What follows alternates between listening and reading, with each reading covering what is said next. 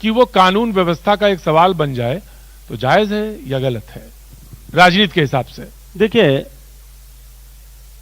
कानून व्यवस्था का प्रश्न राजनीति के हिसाब से देखें या न देखें, देश का संविधान हम सब लोगों के लिए, देश में कानून और व्यवस्था बनाए रखना हम सब लोगों के लिए प्राथमिक कर्तव्य है, देश के प्रत्येक नागरिक का कर्तव्य है, और उसको मुझे लगता है कि उसका सम्मान सबको करना ही चाहिए। फिर उसके बाद अगला सवाल यह कि क्या धर्म का प्रवेश होना चाहिए राजनीति में या नहीं होना चाहिए?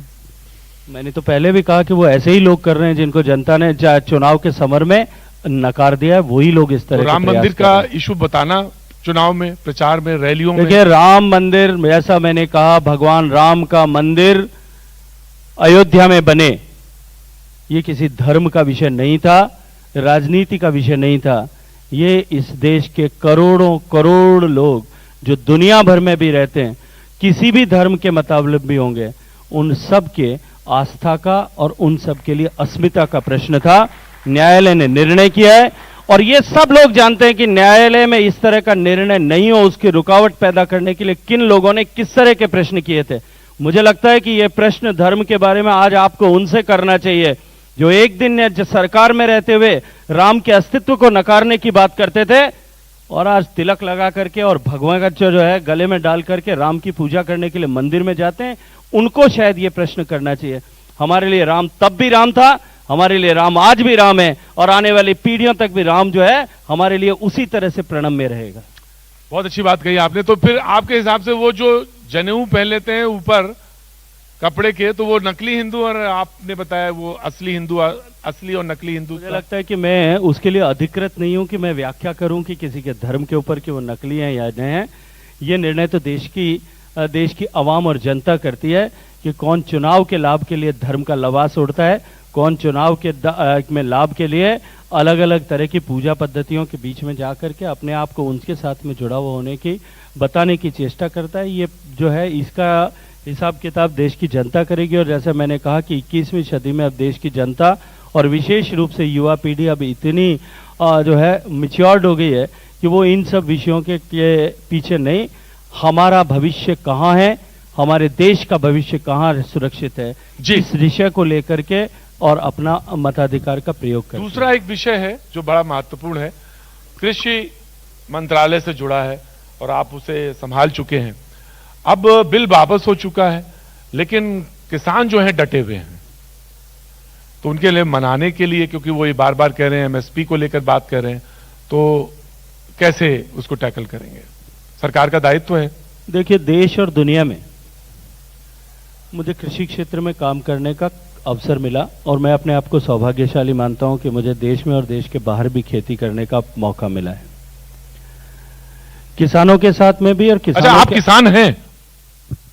मुझे लगता है इसमें कहीं आश्चर्य नहीं होगा, मैंने देश में भी और देश के बाहर भी। माफ करिएगा मुझे, क्योंकि मुझे लोग अक्सर ये लोग पूछ लेते हैं कि कई किसान नेता आजकल लिखते तो हैं किसान नेता, लेकिन वो किसान है या नहीं, इस पे बड़ा मुश्किल होता है।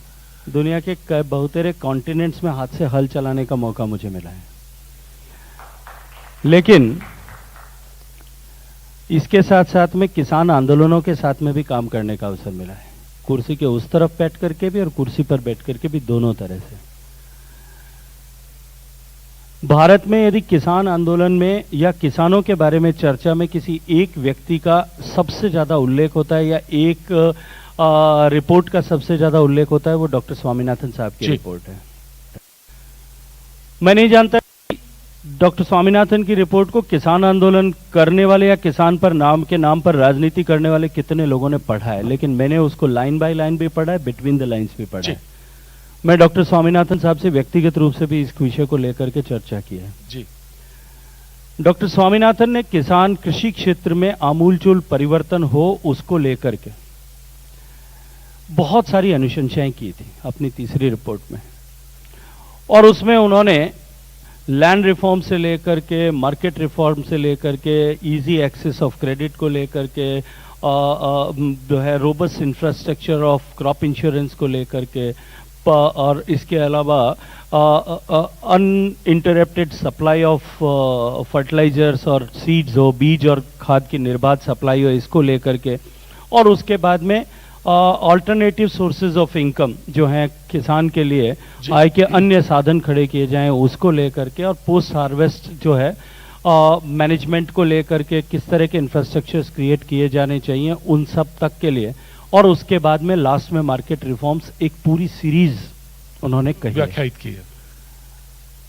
और मैं नहीं कहता, स्वामीनाथन साहब ने खुद हिंदुस्तान के बहुत प्रतिष्ठित अंग्रेजी के अखबार में पूरा 8 कॉलम का आर्टिकल लिख करके कहा कि देश में पहली बार कोई सरकार आई है जिसने हॉलिस्टिक रूप से कृषि क्षेत्र का में परिवर्तन करने के लिए काम किया है। देखिए, हिंदुस्तान, हम सब जानते हैं एक समय में ऐसा था कि देश के एक प्रधानमंत्री को यह कहना पड़ा था कि, और मजबूरन कहना पड़ा था कि देश में सभी लोगों को एक समय सप्ताह में उपवास करना चाहिए ताकि बाकी लोगों को भोजन मिल सके। देश के अन्नदाताओं का अभिनंदन है कि आज हमारा देश दुनिया का सबसे बड़ा फूड ग्रेन्स का प्रोड्यूसर है, सबसे बड़ा शुगर का प्रोड्यूसर है, सबसे बड़ा मिल्क का प्रोड्यूसर है, सबसे बड़ा कॉटन का प्रोड्यूसर है। हमारा देश दुनिया के टॉप 3 कंट्रीज में है जो पोल्ट्री और जो है वेजिटेबल्स एंड हॉर्टिकल्चर क्रॉप्स उगाते हैं। हम दुनिया के मांगने वाले देश थे, इंपोर्टर थे। आज हम दुनिया के 10 बड़े एक्सपोर्टर्स, पहले 10 एक्सपोर्टर्स की सूची में हैं जी। और हमारा एग्रीकल्चर ट्रेड जो है वो भी, हमारा ट्रेड का बैलेंस भी हमारे फेवर में है, इंपोर्ट एक्सपोर्ट की अगर मैं बात करूं। आज हम इतना लंबा हमने रास्ता तय किया, लेकिन किसान का जो संकट है वो आज भी खड़ा था, जो दिखाई देता था।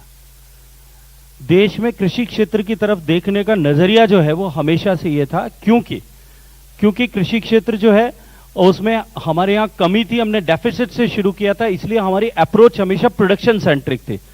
पहली बार अगर देश में किसी ने परिवर्तन किया और पैराडिम शिफ्ट करके इसको दूसरी दृष्टि से देखना शुरू किया कि किसान की लाभ की दृष्टि से हम कृषि क्षेत्र को देखें, वो नरेंद्र मोदी जी ने किया। और किसान की आमदनी बढ़े इस दृष्टिकोण से कृषि क्षेत्र को देखने का उन्होंने क्रम प्रारंभ किया।